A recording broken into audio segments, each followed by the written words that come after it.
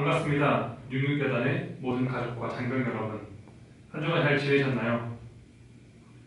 연일 코로나 확진자가 최대치를 찍고 있습니다.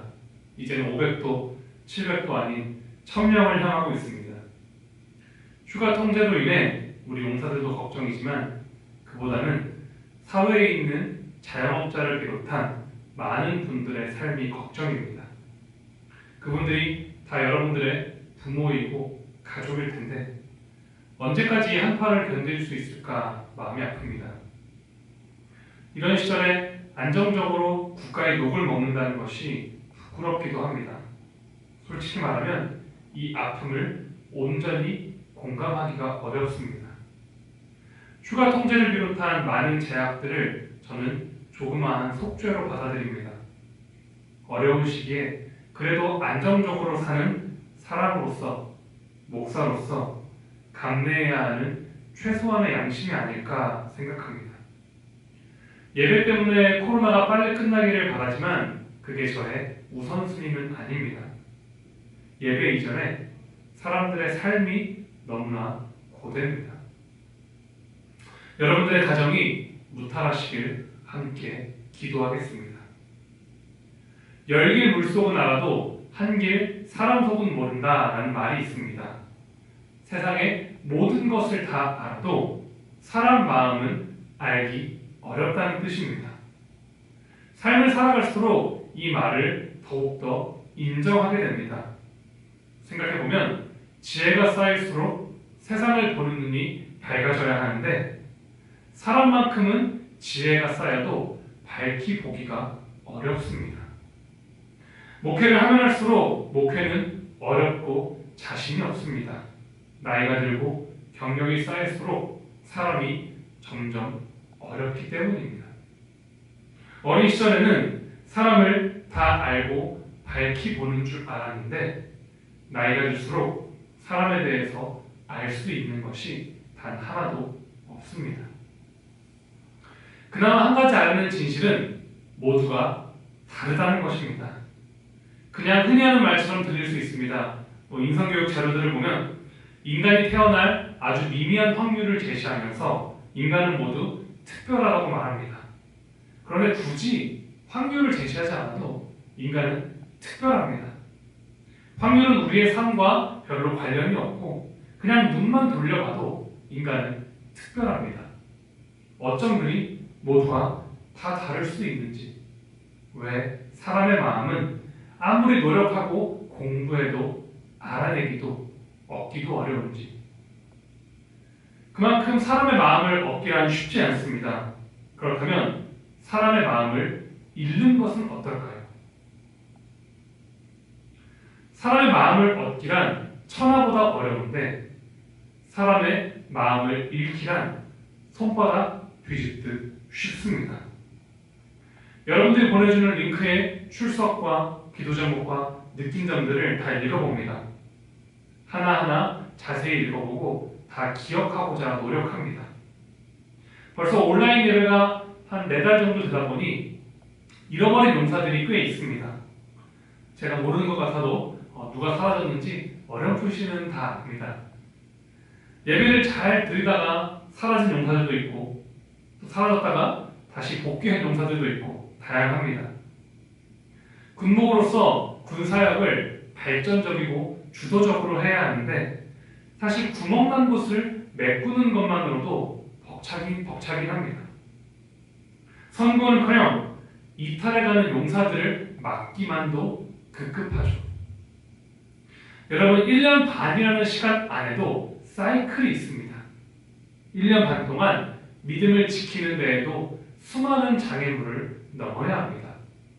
그렇다면 한 사람의 평생 동안 신앙을 지키는 일은 어떨까요?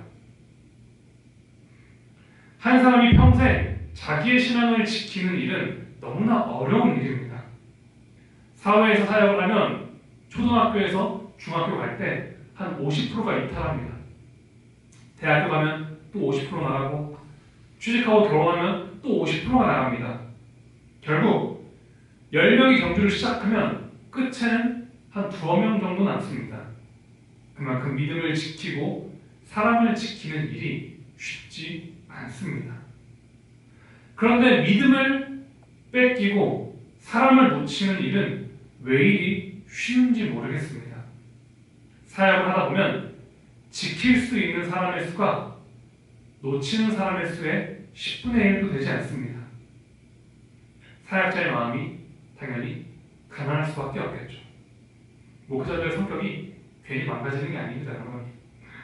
생각해보면 믿어야 할 이유보다 믿지 못할 이유가 더 많습니다. 그만큼 이탈해가는 많은 이들을 지켜내기가 쉽지 않습니다. 저녁 때까지 믿음을 지키는 일, 한 사람의 평생 동안 믿음을 지키는 일, 그 일들이 얼마나 어려운지 알고 나니 떠오르는 격언이 하나 있습니다. 한 사람이 천하보다 귀하다는 말입니다. 물론 성경에는 없는 말이지만 오늘 말씀이 같은 이야기를 보여줍니다. 오늘 예수님께서 말씀하십니다. 누구든지 작은 자 하나를 실족하게 한다면 차라리 맷돌을 목에 메고 물에 빠지는 것이 더 낫다. 누군가를 실족하게 하는 일이 없을 수 없겠지만 실족하게 하는 그 사람에게는 화가 있도다. 한마디로 형제를 잃어버리는 일의 무서움에 대해서 말씀하십니다. 한번 상상해 보십시오. 예수님 당시에는 예수님을 믿는 사람들이 별로 없었습니다. 지금에야 전 세계적으로 기독교인들이 있지만 과거에는 한 나라에 존재하는 작은 소수 집단에 불과했습니다. 없는 살림에 그나마 있는 형제마저 빼앗기는 것이 어떤 의미일까요? 한 형제를 잃는 것은 공동체가 흔들리는 일입니다. 물론 인원수가 중요한 것은 아닙니다. 이제는 전 세계적으로 기독교인들이 많지만 여전히 형제를 잃어버리는 일은 두려운 일입니다. 한 명을 교회 안으로 이끄는 일, 한 명에게 복음을 전하는 일은 천하를 얻는 일보다 어렵습니다. 제가 2년을 목회하는데 과연 열매가 얼마나 있을까 두렵기도 합니다.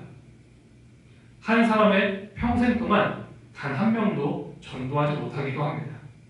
또 전도해도 그 형제의 믿음을 평생 지켜내는 일이 쉽지 않습니다. 수없이 많은 장애물과 확률을 뚫어야 가능한 일입니다. 그러나 형제를 잃어버리는 일은 한 해에도 수없이 경험합니다. 군교회에서 우리가 잃어버린 형제들도 적지 않을 것입니다. 다만 우리가 기억하지 못할 뿐이죠. 형제를 잃어보니 비로소 한 형제가 얼마나 귀한지 배웁니다. 우리 옆에 있는 형제들이 우연히 만난 것 같아도 서로가 수많은 장애물과 확률을 뚫었기에 가능한 일입니다.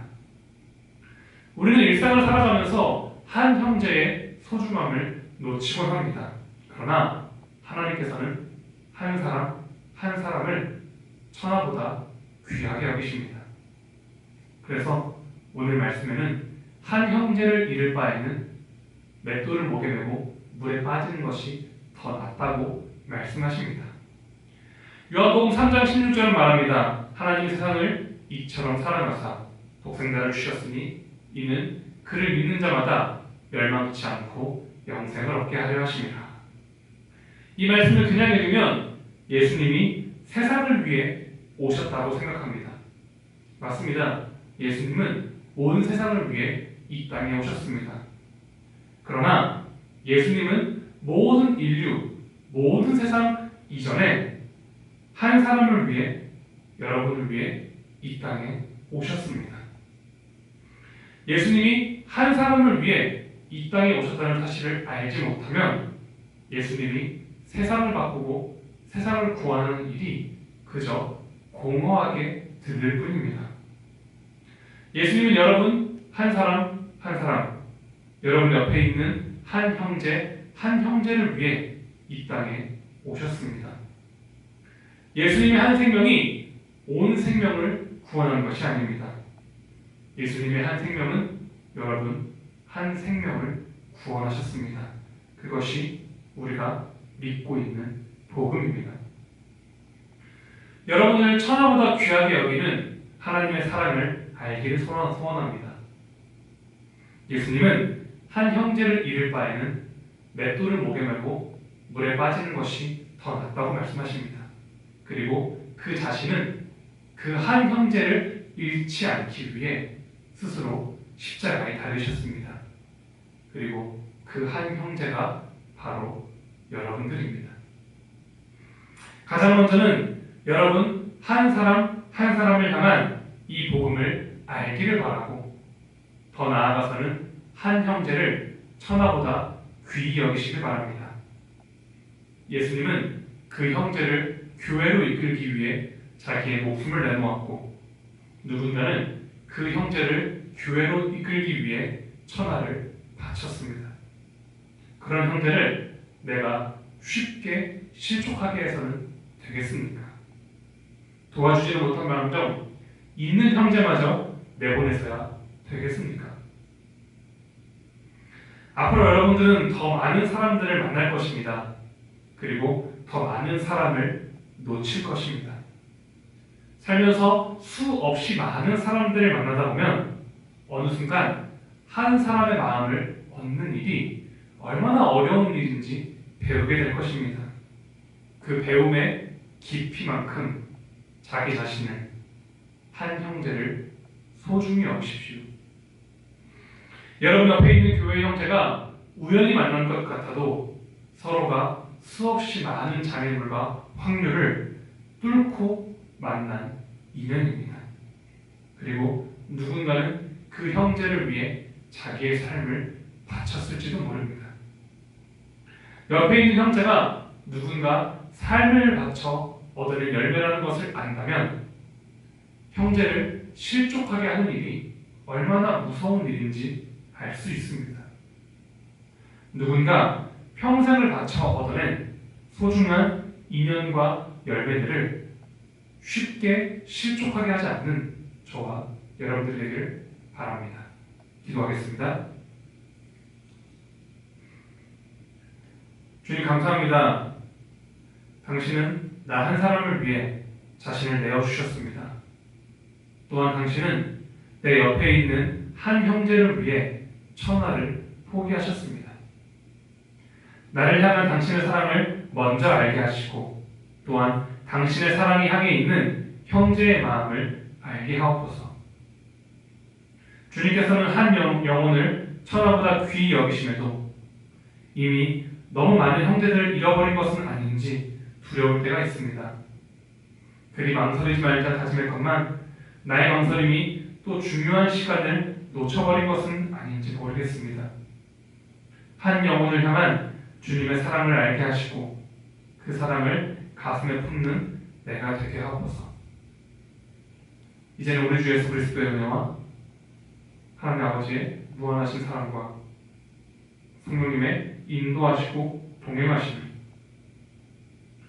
천하보다 한 영혼을 귀히 여기시는 주님의 뜻을 깨달아 살기를 하지만 우리 육육여단 위에 지금부터 영원토록 함께 하시기를 간절히 축원하옵나이다. 아멘.